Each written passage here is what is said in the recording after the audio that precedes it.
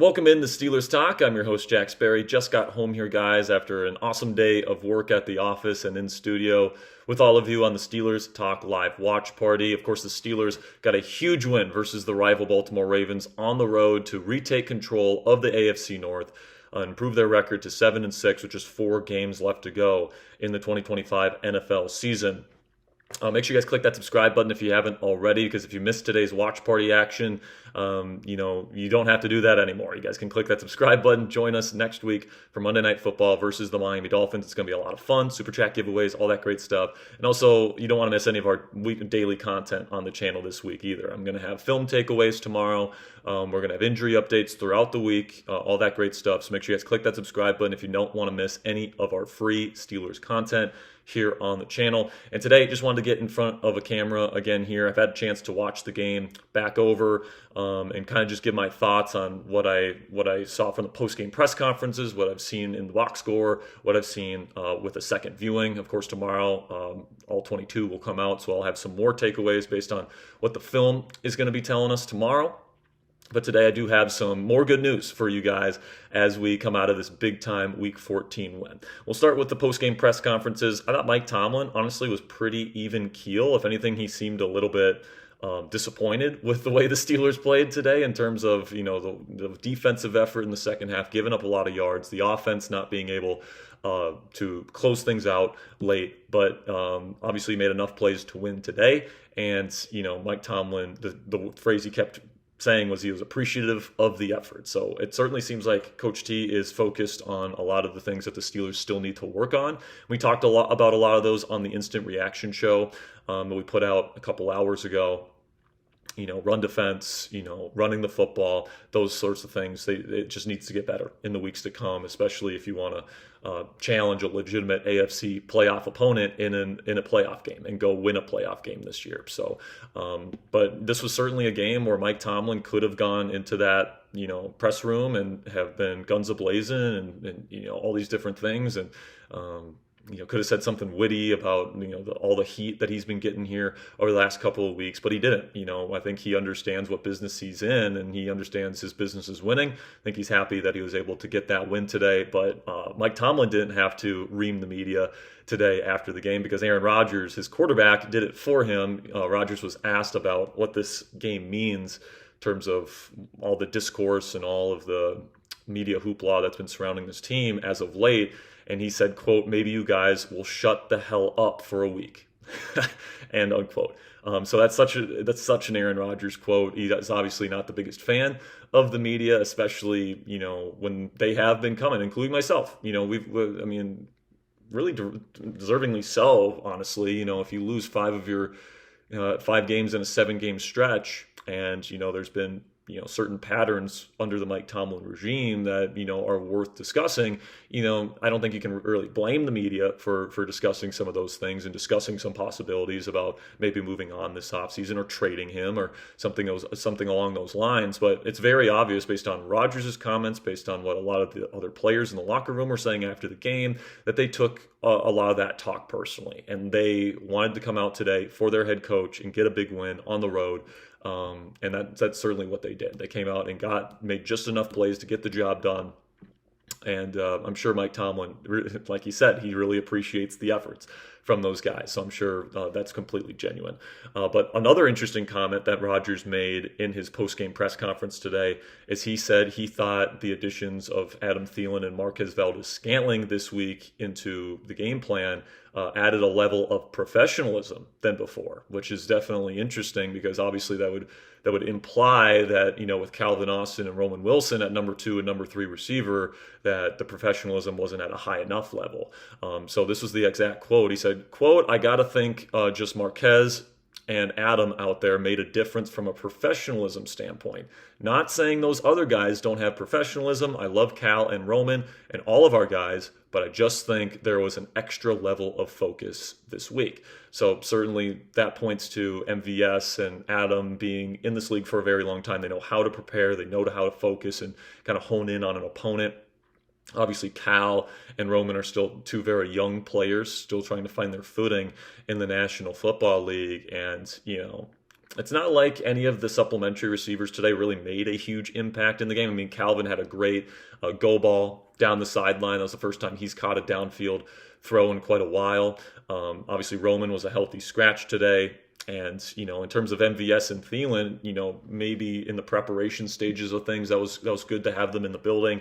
But in terms of their on-field impact, at least in terms of their overall production, obviously Thielen just gets 1 catch for 4 yards and MVS gets 1 target for no catches and 0 yards. So it's not like those two guys, Thielen and MVS, adding those guys to the lineup this week was like, oh my gosh, the secondary wide receiver problem here in Pittsburgh is completely fixed. It was more about DK Metcalf finally getting going today, which is why the Steelers passing attack was able to get things going down the field today. It was because of DK Metcalf, not necessarily because of the additions of the other players. But that'll be one of the interesting things to watch on the film tomorrow, is just how much respect did the Baltimore Ravens give to Adam Thielen and MVS and Calvin and those other guys, because it did seem like DK Metcalf had more one-on-one opportunities than he's been getting in recent weeks. So I don't know if that's just poor defensive coordination on the part of Zachary Orr. I don't know what that is. But certainly, and from a production standpoint, it's not like Thielen and MVS were lighting it up in this football game by any standard. But, I do want to shift focus here to the offensive line. After watching this game back, I actually thought that the offensive line protected Rodgers very well today. He didn't get hit very often. And I think Rodgers pointed that out in his postgame presser as well, where he didn't get pressured a whole lot today. He was able to sit in the pocket for quite a few times and, really extend the play, something that he's really not had the time to do, you could argue, since that Cincinnati Bengals game, the last time he's played this well. So, really kudos to the offensive line, especially, on the left side there with Dylan Cook coming in and Andrews Pete being in there for a big portion of this game. Not having Calvin Anderson, not having Broderick Jones out there, certainly put this team in a tough spot. And then when Andrews Pete goes down, that puts them in a really tough spot. But the fact that they did give Rodgers as much time as they did today, I think was a big testament to this offensive line. They didn't get much push in the run game. That's going to be something that they're going to have to do better at moving forward. But, in terms of protecting Rodgers, if they're going to play kind of the pass-heavy type of approach that they've been adopting these last 2 weeks, you got to be able to protect Rodgers, and they did that at a very, very high level today. But just my final note here on the Steelers offense today. The offense did not put together 4 full quarters of good football, though. I thought they played 3 very good quarters of football, but in the fourth quarter, they stalled out. I think they only had 3 total yards of offense in the final quarter today.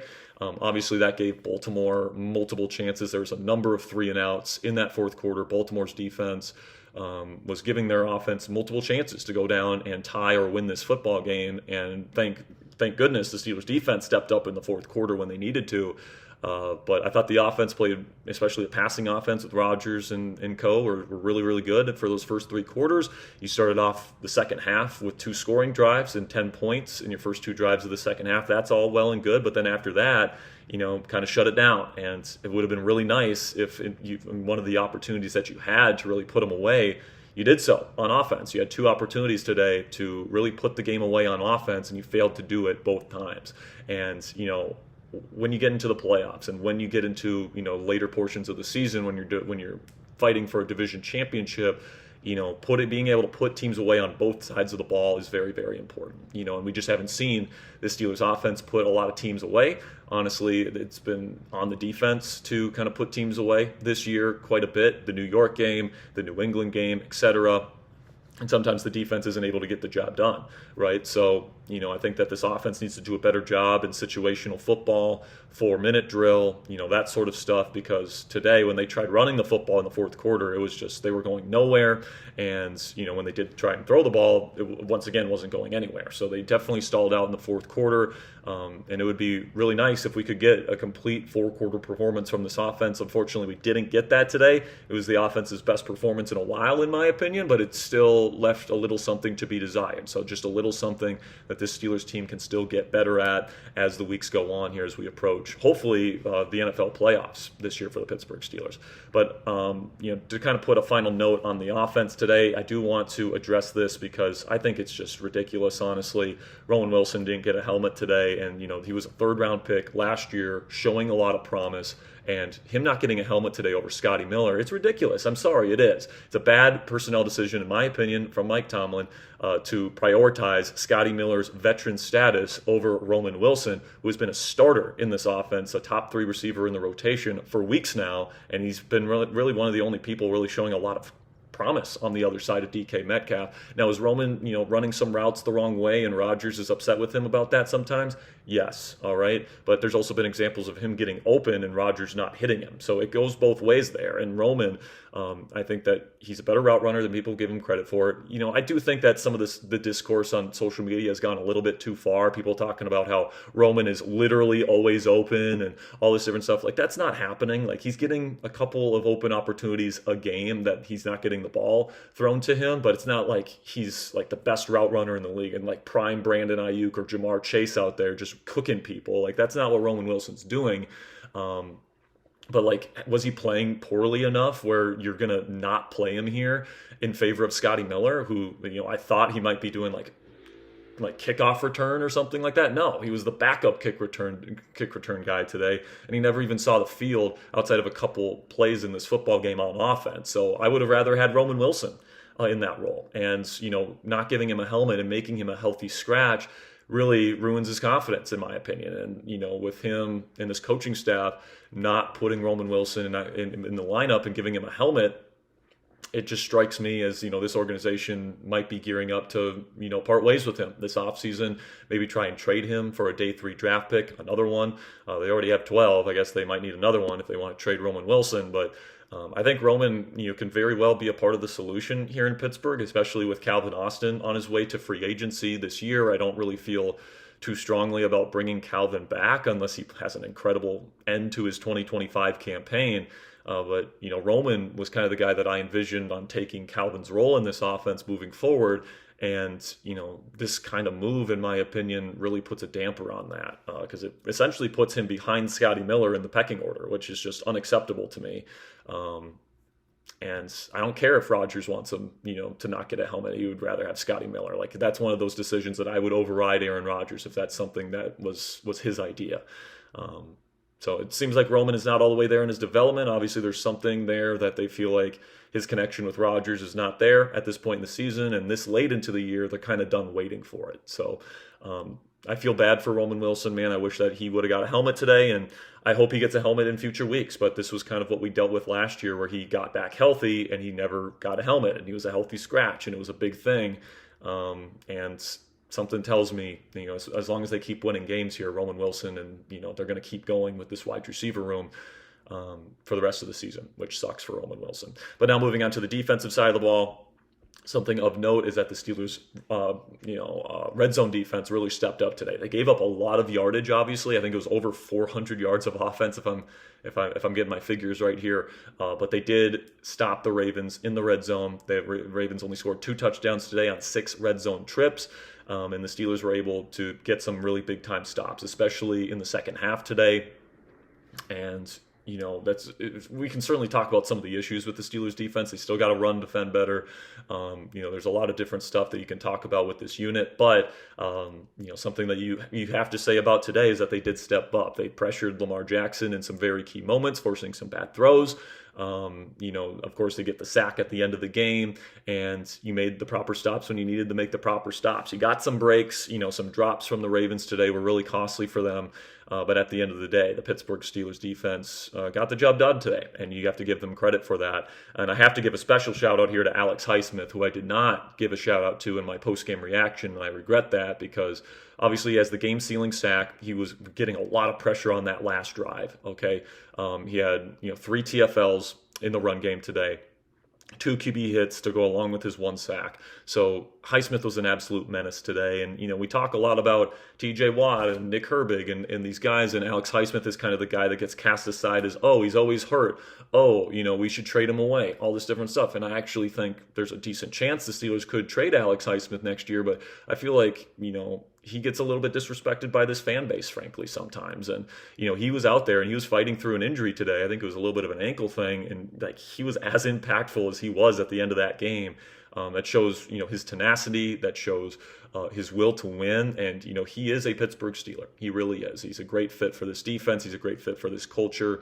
And, even though he certainly gets injured, probably more than we would probably want him to, but he's a big time player when he's out there and healthy on the field, and he showed that today, especially in that fourth quarter. Now I want to finish today's video talking about some notable results in the NFL today that affect the Pittsburgh Steelers, and this is some really good news. All right, the Bengals lost to the Buffalo Bills today. They kind of choked that game away. They were leading against Buffalo in Buffalo with a chance to win that game, kind of setting up a big time matchup between them and the Ravens next week. But the Bills roared back in the fourth quarter, and they ended up winning that game, which essentially takes the Bengals out of the AFC North race. Like, unless the Steelers completely crap the bed, as well as the Ravens, and the Bengals win out and get to 8 wins, and they win the division at 8-9, they're not going to win the division. So, if the Steelers just get to 9-8, they don't have to worry about the Cincinnati Bengals. And of course, now with the win today, the Steelers only have to win half of their final 4 games to get to 9-8. So that pretty much puts the Bengals out of the running here, but hopefully they can play spoiler to the Baltimore Ravens next week and get a big time win and sweep the Ravens here in 2025. But also with Buffalo winning today, they rise all the way up to the number 5 spot in the AFC playoff picture, with no real sign of slowing down. So in my opinion, it's looking more and more like we're either going to have to play New England or we're going to have to play Buffalo at home if the Steelers do win the division this year. And we already saw what it looked like when the Steelers played Buffalo last week. And, obviously if you have Derek Harmon in that game, I think that changes some things with the run defense, all that different stuff. I'm sure Buffalo would try the same crap that they pulled with the same formation and the same play as much as they did. But, that's going to be a tough matchup for the Pittsburgh Steelers, to say the least. Drake May and Josh Allen are 2 of some of the highest performing quarterbacks in football. Both of them are accustomed to playing in colder weather, so you don't get that advantage in the postseason. So you're kind of hoping that, a Los Angeles or a Jacksonville or somebody else kind of sneaks into that number 5 spot. A warmer weather team would have to come to Pittsburgh, where a 9-8 Steelers team would have a chance against them. But right now, I would say that if the Steelers make the playoffs, it's most likely going to be New England or Buffalo. Good news is you already beat New England on the road. So, you can theoretically beat them, and, I think you can theoretically beat Buffalo. You played a good half against them, and you were leading against them at halftime. If you play a better second half there, and you have Derek Harmon back by that point, I think that this Steelers team could probably be more competitive against Buffalo in a second meeting at Acrisure Stadium. Also, Shedeur Sanders played pretty well today against the Tennessee Titans. The Browns ended up losing the game, though. So, obviously, the better Shedeur plays the rest of the season, I think the better, maybe outside of the Steelers game. But I think the best case scenario for Steelers fans is you got Shedeur Sanders and Deshaun Watson duking it out for the starting position at quarterback in Cleveland next year. Obviously the Steelers might be thinking about a move to trade up or something like that for a starting quarterback or a future franchise quarterback in round 1 next year. And, obviously Cleveland's one of those teams that could consider drafting a quarterback next year. But if Shedeur continues to show, some signs of promise, maybe they won't decide to do that. So I think that is in the best interest of the Steelers. And Sanders' performance today against a bad Tennessee Titans defense, I think, increases the chances of that. Also, another team that could theoretically draft a quarterback early that may not now is the New Orleans Saints. Tyler Shuck looked incredible today against the Tampa Bay Buccaneers. Frankly, Shuck has looked really good over the last month. And, I think Shuck has a really good chance of being the starting quarterback in New Orleans next year. I really do. He's got a good deep ball. He's got a strong arm.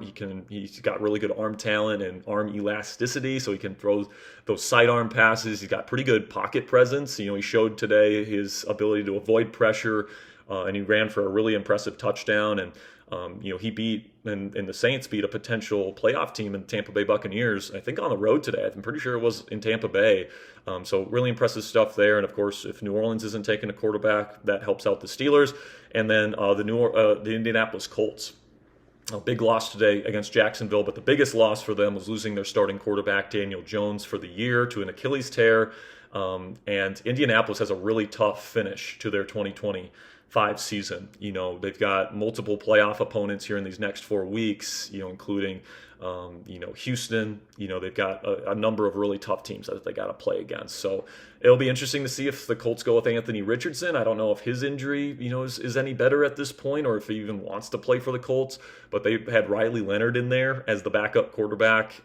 They can't go with him next week. Like, at the bare minimum, they have to go sign Taylor Heineke or something next week. But there's been some talk about maybe Derek Carr getting a call from the Colts. If Derek's going to come out of retirement, honestly, the Colts make a lot of sense. You only get, a month of football left before the playoffs. They are in the playoff picture currently. They still hold a wild card spot. They got a good run game. They got good receivers. They got a decent defense. If Derek's going to come out of retirement, this is kind of the time for him to do so if he wants to do that. He was released by the Saints, so he can sign with anybody that he chooses to. So keep your eye on the Colts quarterback situation this week, because obviously that affects the AFC wildcard race. Because if they're going to lose out and they're going to finish 8-9, there's other teams like Houston and Kansas City and, of course, Pittsburgh and Baltimore trying to vie for playoff positioning. If the Colts are out of it, obviously that opens up an opportunity for somebody to sneak in to the AFC playoff picture. So certainly something to keep an eye out there. And then as we look forward to Monday Night Football next week, a big injury update for the Dolphins game next week is that Dolphins running back Devon Achane suffered a rib injury today and did not return to the game against the Jets. Now, Miami was killing the Jets at the time, so it makes sense that they would keep him out. I think he probably plays on Monday, but he is dealing with a rib injury heading into the week. So look for the Steelers to really go after those ribs if he does play on Monday, and try to, maybe not injure him, but, wear him down a little bit. I'm sure he'll be wearing some sort of rib covering if he does play. But if he doesn't play, man, that's a big, big, big injury for Miami. The Steelers have obviously struggled against running backs this year, specifically really fast running backs that can get out on the perimeter. Just look at Breece Hall, Kenneth Walker, of course, James Cook just 2 weeks ago. And Keaton Mitchell today had a big run for Baltimore. So, if Achane is not 100% and if he can't go, those are two things that could really help out the Pittsburgh Steelers, particularly if Derek Harmon has to miss another week. So that's kind of my updates here. Lots to talk about after this awesome win for the Pittsburgh Steelers. We're going to have more for you guys tomorrow morning. Going to have a video for you guys that comes out around 10 a.m. Eastern time. So make sure you guys click that subscribe button, turn on those notifications so you know when that video comes out.